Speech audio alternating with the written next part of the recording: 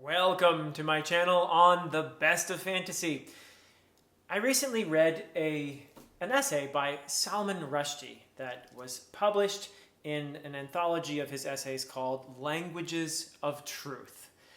And I believe that this essay was published in the New York Times in May of this year as well, or a version of this essay. I didn't read it in the New York Times, I read it in here, but I believe it's the same essay. And I just want to say that Salman Rushdie is a writer that I admire very much. I have read his debut novel, I think it was, Midnight's Children, which is absolutely brilliant. And there are certainly more things by him that I want to read. And so I have a lot of respect for this author. And he said a lot of things that I agree with. And essentially the essay, which is called Wonder Tales, is simply an apology for fantasy or fantastical elements in literature. And he's essentially advocating for the inclusion of the fantastic in literature and understanding its place and what it does. And he says a lot of really cool things in that regard. There is one thing that he says in here that I disagree with, and I'm going to explain that as well. But before I get into that, I want to talk about all the things that I agree with and my one point of disagreement with him, because I think this is kind of important when it comes to fantasy and why we read it and what it is. So to get into it, Rushdie does a really wonderful job of describing some of the tales of fantasy from yesteryear, some of the really wonderful classic older stuff such as the Mahabharata and the Ramayana and the more secular 1001 Nights. I really enjoyed the portions of the essay where he gets into those classics and beautifully eloquently describes them. So I would advocate reading his essay just for that. But there are also some really fantastic ideas. I think that a lot of us who read fantasy would share these ideas. So just briefly, I'm going to, rather than summarize what he wrote in the essay, I'm going to give a few strategic quotes in here from the essay. So from the page 4 of Wonder Tales, this is the first essay in this collection called Languages of Truth. And he writes something that I very much agree with here. I believe, this is a quote, I believe that the books and stories we fall in love with make us who we are. Or, not to claim too much, that the act of falling in love with a book or story changes us in some way, and the beloved tale becomes a part of our picture of the world, a part of the way in which we understand things and make judgments and choices in our daily lives. So that's beautiful, and I as an admirer, a lover of literature, someone who makes my living from stories essentially, I could not agree more with the sentiments expressed in this quote, that stories change us. We engage with stories, they help us to live our lives, to make some sense of our lives, to impose, temporarily at least, a narrative that helps us to struggle with our lives. And these stories become part of us in some beautiful and fundamental ways. So I really appreciate what he's getting across there. And continuing with what he says in regard to fantasy and stories, this is on page 6, the same essay. This is the beauty of the wonder tale and its descendant, fiction, that one can simultaneously know that the story is a work of imagination, which is to say untrue, and believe it to contain profound truth. The boundary between the magical and the real at such moments ceases to exist.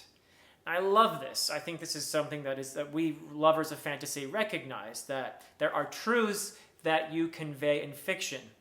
And fantasy is, in a sense, a unique genre in that there are places you can go that you can't, that the lies are even more incredible, in fantasy than in most other genres. And it still conveys very important truths. And this is something that he continues to express in the course of this essay. So another little snippet from here. This is on page 24 of the essay.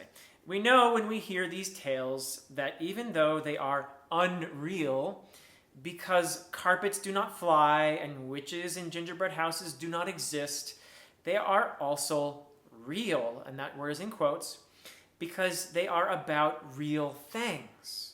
love, hatred, fear, power, bravery, cowardice, death. They simply arrive at the real by a different route. They are so, even though we know that they are not so.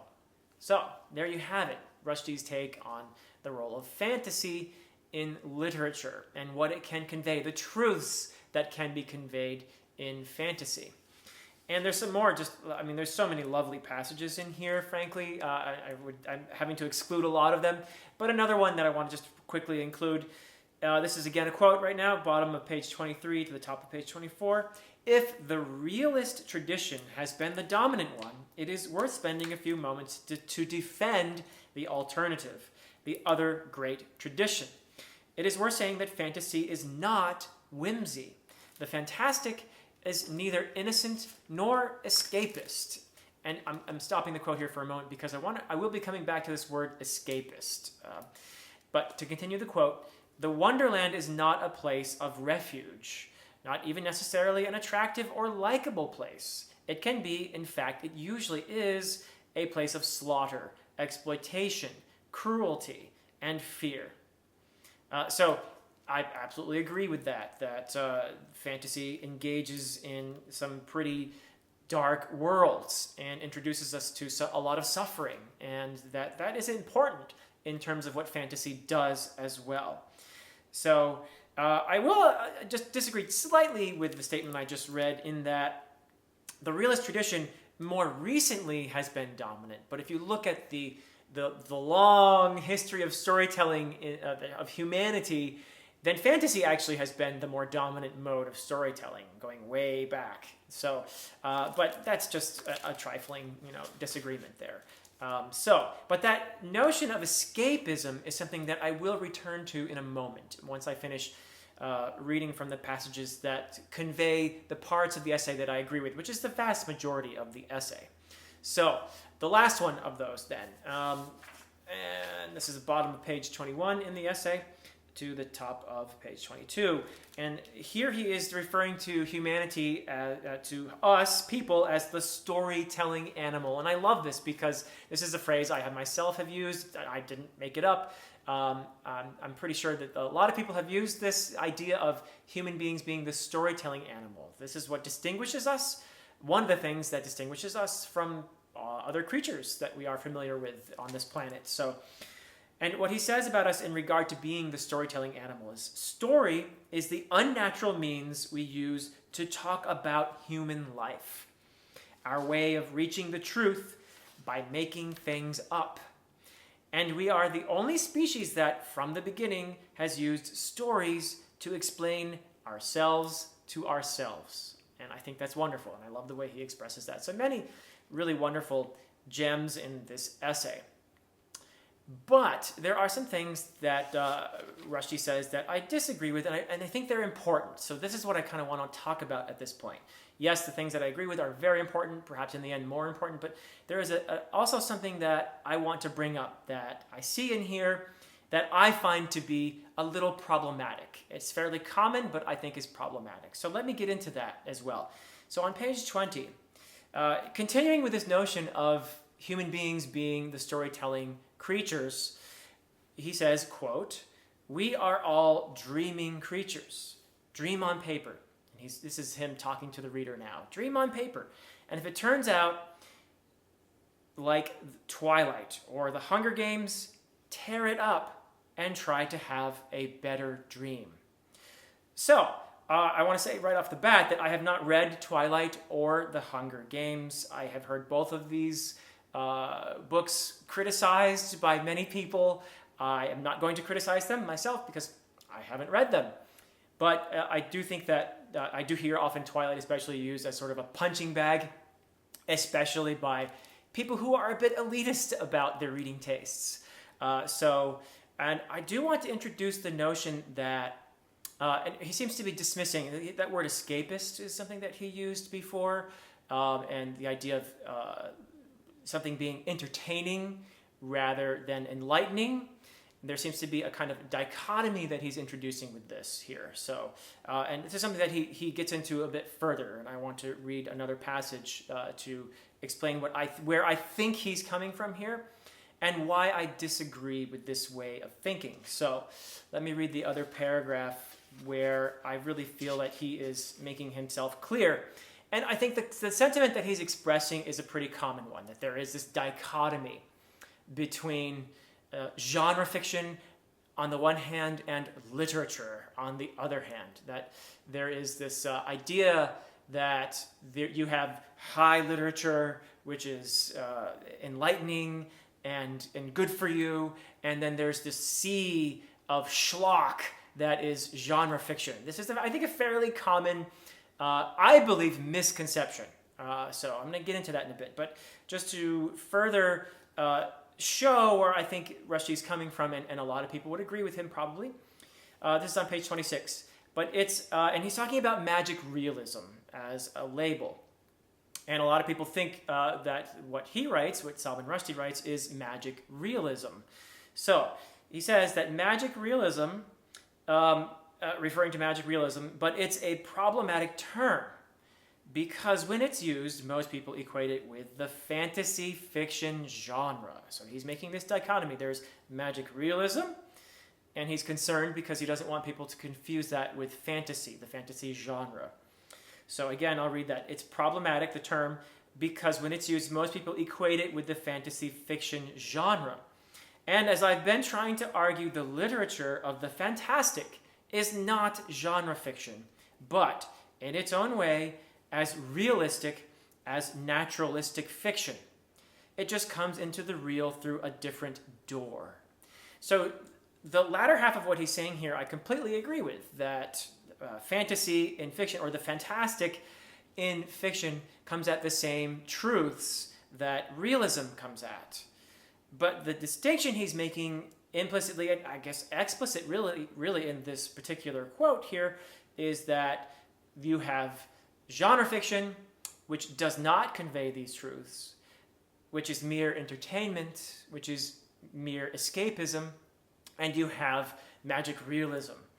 And by the way, I also disagree with the notion that there's some danger of people equating magic realism with fantasy, because I think that people like Rushdie and people who agree with this idea have done a very good job of making this distinction. But I'm not sure that it's a good distinction to make. So I want to start with the idea of these labels, magic realism and fantasy genre fiction. So it seems to imply, well, I think that, first of all, these labels are deceptive in that they imply a gulf, that it's an either-or kind of thing here, that there is a barrier between the two that no one can pass.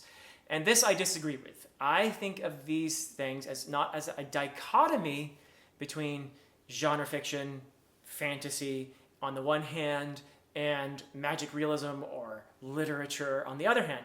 These are not a dichotomy. There's no dichotomy between the serious literature and the genre fiction. Instead, what I see is a spectrum of stories.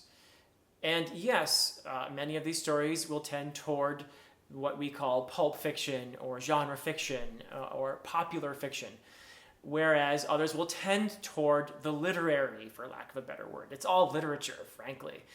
So this is a problem, I believe, and it's a problem for several reasons. First of all, it's condescending, but secondly, I think it's misguided in that what literature does, all literature has the capacity to entertain, to serve as escapism. In fact, I would argue that even Rushdie's work, I have read Midnight's Children and admire it deeply, and there are some really important truths that he conveys in there. But it's also entertaining. It's really funny.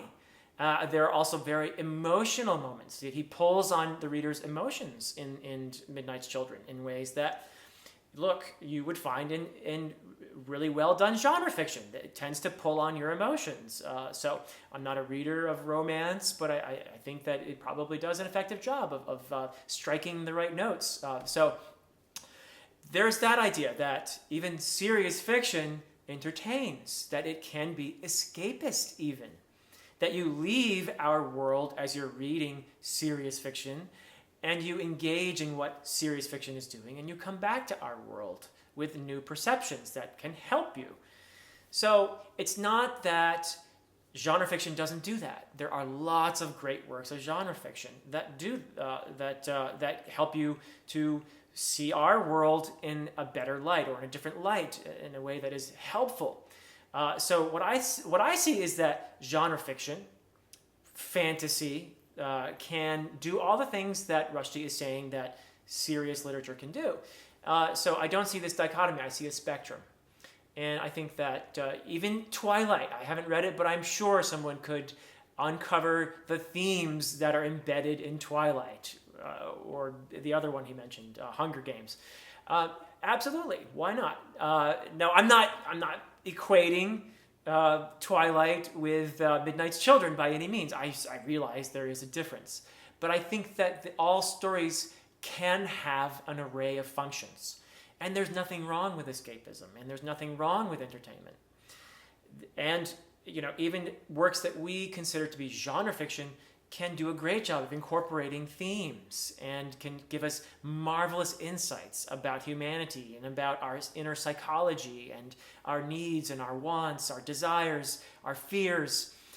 I think that you have that capacity in every story ever told. So the idea that there's this gulf between serious fiction and genre fiction is something that I personally would like to dismantle. And I know an array of writers who are labeled as under the umbrella of genre fiction, who are considered fantasy writers, not writers of magic realism. I honestly think that these labels are probably more harmful than helpful in a way. When you try to distinguish magic realism from fantasy, you're doing a kind of disservice. But there are lots of writers. I'll just throw out a few of my favorites, like Robin Hobb, for example, or Stephen Erikson and Ian Esselmont, the Malazan writers, Neil Gaiman, N.K. Jemisin, Ursula Le Guin, who is somebody that, to be fair, Salman Rushdie does mention Ursula Le Guin in a positive light in the essay. But Ursula Le Guin, even I wrote writers like Joe Abercrombie, especially in his more recent stuff in Age of Madness trilogy, and Mark Lawrence. These are brilliant writers who are entertaining us, but they're also giving us some really important insights into our plight, into our place in the world, and how we suffer and how we experience joy. And it's just, that maybe there's a little bit more of the entertainment part. But they certainly are writers who are I would put them alongside, frankly, any of those writers I just named. I would put them right alongside Salman Rushdie and in Midnight's Children in terms of the insights offered. So this is the distinction that I think is doing more harm than good. Not only is it condescending toward the genre fiction, but it is harmful for the very literature that it is purporting to champion. In that, when you keep insisting that there's this barrier between what people like, what is entertaining, what they enjoy, and what is good for them, you give the impression that reading literature is like having terrible medicine or eating broccoli if someone doesn't like broccoli. And this is problematic. I think you're doing a disservice to literature when you're making this distinction, when you're insisting that something is better than something else. What I would say is that, yes, maybe something here, which we're calling literature, performs more of the thematic function and less of the entertainment one, but it still has those entertainment elements within it, and vice versa. Something that we're calling genre fiction has, yes, lots of the entertainment, but also has some theme and some depth and some interesting insights about characters and so on and so forth. So I think that Rushdie is not guilty of anything that is not fairly common. And this is, I think, very common among academics and people who write literature. This insistence that what they are doing is somehow different from what mere genre fiction writers are doing. And this, I think, is the problem. And it is guaranteeing the irrelevance of the kind of literature that Rushdie actually wants people to read. So that is why I am disagreeing with him on this particular point.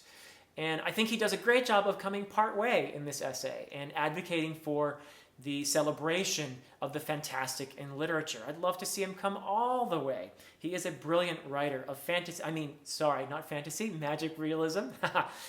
I don't think there's a meaningful distinction between those two labels, but he is a brilliant writer, and I enjoy what I've read of him, his work so far very much. And I also advocate that you read this essay. Just decide for yourself, because this is something that I think people can have an array of opinions on, and by no means is my opinion some kind of the Bible on this. But I would like to say, from my perspective, that there is just so much more to the genre of fantasy. There's so much to celebrate, and that there is a lot of depth in a lot of fantasy. That is really why I'm doing this channel. This is what I'm all about here on my YouTube channel. I'm trying to advocate for seeing the genre of fantasy as worthy of critical exploration, because I think it is so enriching, and I have found it to be so in my own interactions with viewers and with fellow YouTubers and so on and so forth. So that's my 2 cents on Rushdie's essay, and like I said, I completely advocate that you check out this really eloquent writer's take on the fantastic in literature in the essay Wonder Tales. And that's it for me from now. Until next time.